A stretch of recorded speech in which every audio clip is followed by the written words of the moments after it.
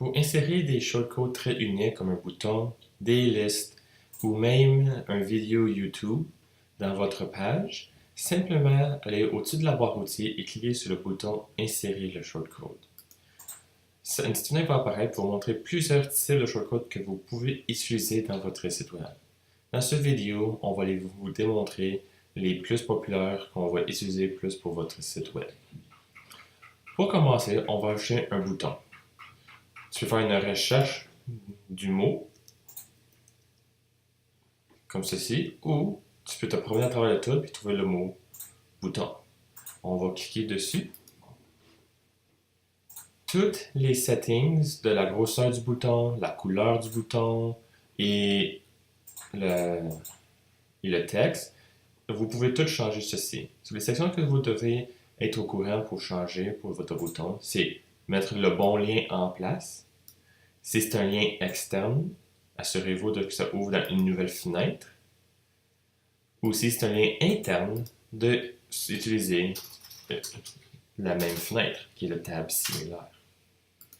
Pour ceci, puisque notre lien est un lien externe, on va s'assurer que ça ouvre dans une nouvelle fenêtre, qui est le nouvel tab. Un peu plus bas, le style, tu peux changer le style de votre bouton, mais pour gagner une consistance avec votre site, on va garder à flat qui est plat. On a la couleur d'arrière-plan déjà choisie pour nous autres, et la couleur du texte aussi, et même la taille. On peut aussi décider si on veut que le bouton soit centré ou pas centré. Pour ceci, on va le garder non centré. Tu peux aussi choisir les côtés, que ce soit courbé ou pas courbé, ou que ce soit un carré. Pour ceci, on va garder une consistance parce que notre site a déjà le style déjà en place. Et après ça, on va aller jusqu'au bas où ça dit contenu. On va changer notre texte pour dire voir le lien ou tu peux même dire en lire plus. So, tu peux mettre votre texte de la façon dont tu veux que ça soit dans le bouton ici. Après que vous avez fait ces modifications-là, simplement dire insérer le shortcode. Ça va avoir l'air comme ceci. Jusqu'à temps que tu sauvegardes les modifications, mettre la page à jour, voir la page, et voilà, notre bouton est en place. Vous pouvez aussi arranger que tu peux avoir votre bouton qui ait une icône ou pas d'icône. Pour modifier ceci, on va retourner notre page d'édition. On va rouvrir notre bloc de texte. Vous pouvez enlever l'icône à partir du code en simplement enlever la section du code du bouton ici, que j'ai souligné en bleu, et le enlever, et le bouton sera enlevé.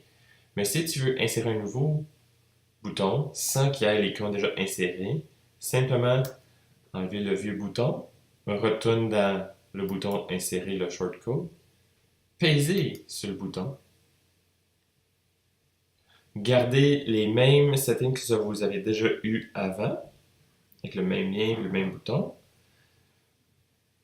Pour simplement enlever l'icône, assurez-vous de juste enlever ceci où ça dit icône.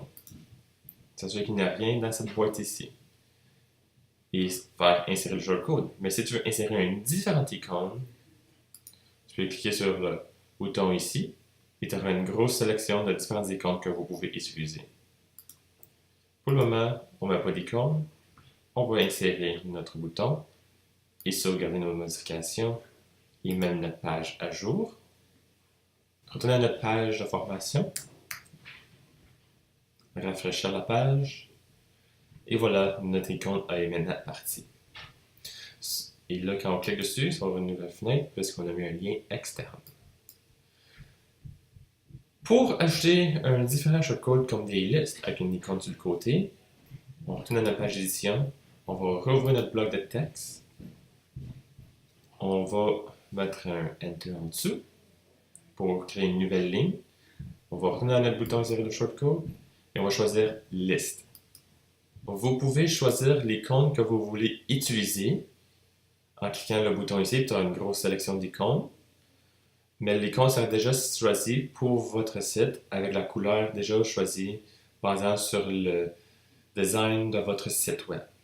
Simplement insérer le shortcode, mettre ton curseur entre les deux parenthèses carrées, faire un Enter, un autre Enter, et mettre votre curseur entre les deux.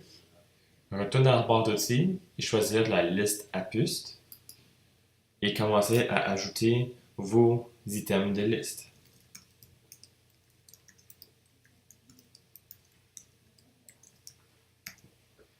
Après que vous avez mis tous vos items dans la liste, simplement sauvegarder les modifications, mettre la page à jour, ouvrir votre page de formation, rafraîchir la page.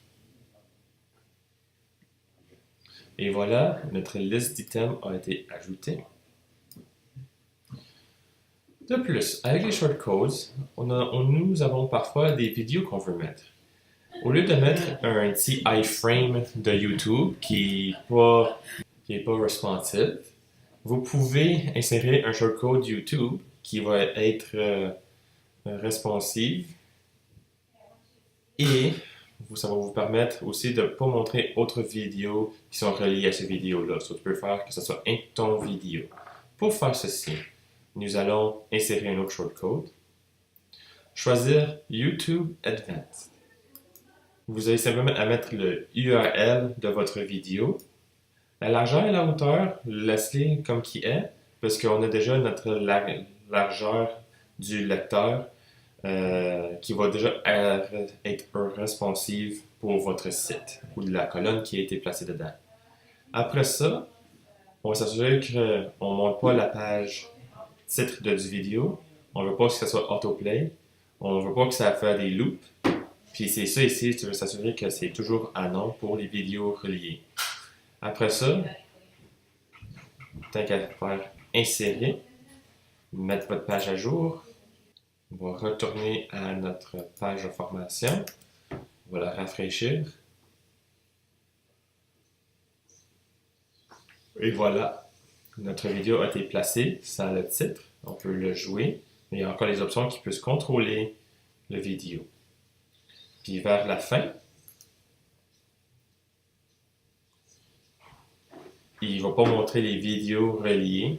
Il faut garder la vidéo très propre. Il va montrer le premier image du vidéo du départ. Ceci sont les shortcodes les plus populaires que vous allez utiliser le plus souvent dans votre site.